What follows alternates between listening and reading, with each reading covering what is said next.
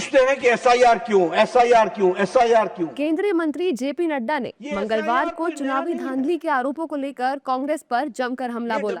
नड्डा ने कहा कि आप कहीं और दवा लगा रहे हैं, लेकिन असल समस्या कहीं और है। समस्या को ढूंढिए। नड्डा के मुताबिक एसआईआर भारत की लोकतांत्रिक प्रक्रिया है और ये पहले भी की जाती थी। अब नड्डा के इस बयान पर विपक्षी नेताओं की प्रतिक्रियाएं आ रही हैं। विपक्ष की माने तो एसआईआर ठीक है, पर वोट काटना गलत है। एक घुसपैठियों का नारा दें, किसी वर्ग विशेष को इंगित करें और जब चुनाव बीत जाए तो चुप्पी साध जाए।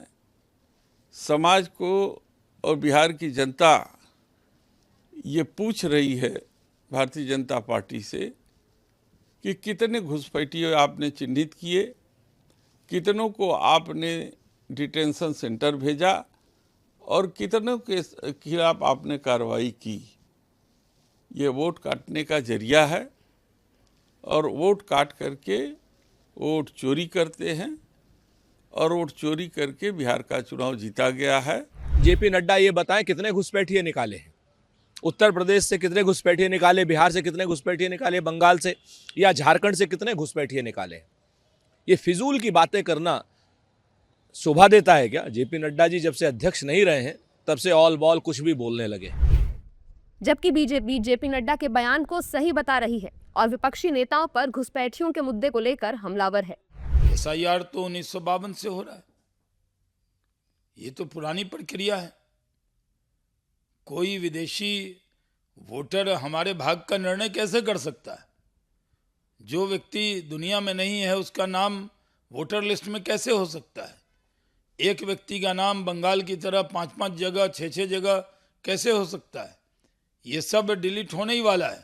और बंगाल में तो बड़ी तादाद में जो टीएमसी के वर्कर थे वो एक जगह नहीं 10 जगह अपना वोट बनवा लेते थे, घूम घूम कर दिन भर वोट डालते थे और इलेक्शन को प्रभावित करते थे।